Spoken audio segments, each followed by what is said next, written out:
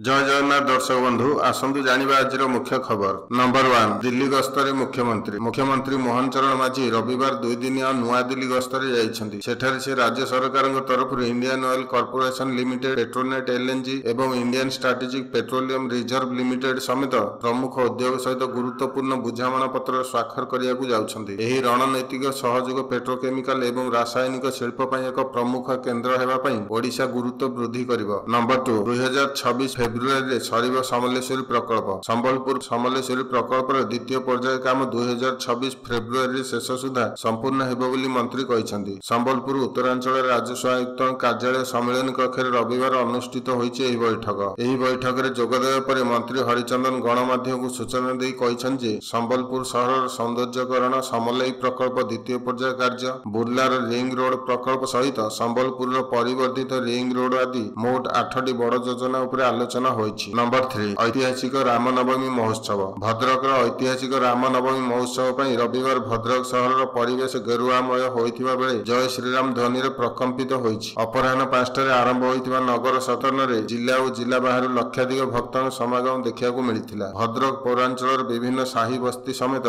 जिलार विभिन्न ब्लॉक 150 रु ऊर्ध्व सुसज्जित प्रज्ञापन मेढ़ सामिल होइथिला। नंबर 4 श्री जगन्नाथ अंतर्जातीय ग्रीनफील्ड विमान बंदर। केंद्र परिवेश जंगल और जलवायु परिवर्तन मंत्रालय विशेषज्ञ मूल्यांकन कमिटीर अध्यक्ष राम कुमार नेतृत्व में आज 4 जणिया कमिटी पुरी ब्रह्मगिरी तहसिल अधीन शिपसरुबाली और षंडपुर मौजार प्रस्तावित श्री जगन्नाथ अंतर्जातीय ग्रीनफील्ड विमान बंदर अंचल परिदर्शन करछन्ति। विमान बंदर पई एप्रिल 9 तारिख रे शिपसरुबाली मौजा और एप्रिल 11 तारिख रे षंडपुर मौजारू बेसरकारी जमी अधिग्रहण नहीं जनशुणाणी हेबो। नंबर 5 नवीन एबे भी गृहबंदी। वरिष्ठ कांग्रेस नेता नरसिंह मिश्र विस्फोरक बयान दे कहिसंति मुख्य परामर्शदाता नवीन को गृहबंदी करी रखिसंति। पूर्वरु भी रखिथिले एबे भी से गृहबंदी करी रखिसंति। नवीन को दिल्ली नै ब्लैक डील करिसंति। मिलित मंत्रिमंडल करियाकु योजना करथिया नरसिंह मिश्र कहिसंति। कुआ जाउछि जे दलर सभापति नवीन पटनायक सबु एमपी को बिल विरोध रे भोट देबाक निर्देश देथिले, हेले शेष मुहूर्त रे परिस्थिति अलग देखियाकु मिलिथिला। नंबर 6 तातीरु मिलिबो आश्वस्ति। आगामी 48 घंटा मध्ये बंगोपसागर रे आसीबाकु जाउछि लघुचाप। पाणीपाग विभाग पक्षरु मिलिथिबा सूचना अनुसार दक्षिण पूर्व बंगोपसागर और पार्श्ववर्ती अंचल घूर्णिबल सक्रिय रहितिला बेले एहार प्रभाव रे लघुचाप सृष्टि हेबो। लघुचाप प्रभाव रे मंगलवार मालकानगिरी, कोरापुट, रायगढ़, गजपति, कंधमाल, गंजाम, अनुगुल, देवगढ़, केन्दुझर, सुंदरगढ़, मयूरभंज, बालेश्वर, भद्रक एवं जाजपुर जिलार किछि स्थान रे घड़घड़ी सहित वर्षा हेबार संभावना रहिछि। नंबर 7 योग महोत्सव 2025। विश्व स्वास्थ्य दिवस अवसर में एप्रिल 7 सोमवार दिन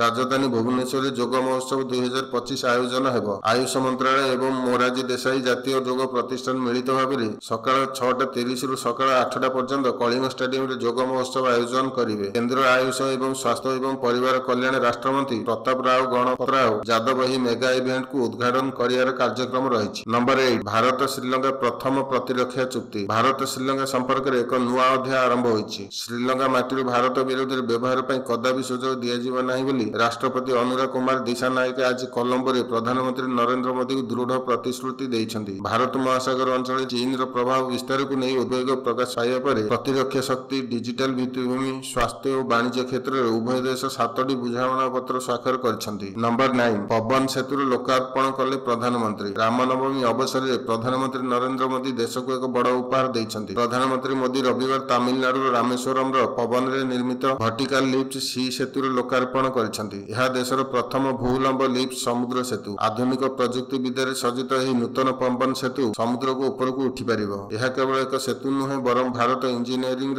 शक्तिर प्रतीक। नंबर 10 हैदराबाद पराजय धारा जारी। मोहम्मद सिराज बोलिंग और शुभमन गिल अर्धशतक बल गुजरात टाइटन्स 7 विकेट रे सनराइजर्स हैदराबाद को परास्त करिछि। हैदराबाद पक्षरु धार्य 153 रन टार्गेट को गुजरात 16.4 ओवर रे 3 विकेट हराई हासिल करि नेथिला। गुजरात रो यह चतुर्थ मैच रे तृतीय विजय होइथिबा बेले हैदराबाद लागि यह लगातार चतुर्थ पराजय। दर्शक बंधु ए थिला आजिर मुख्य खबर। जय जगन्नाथ।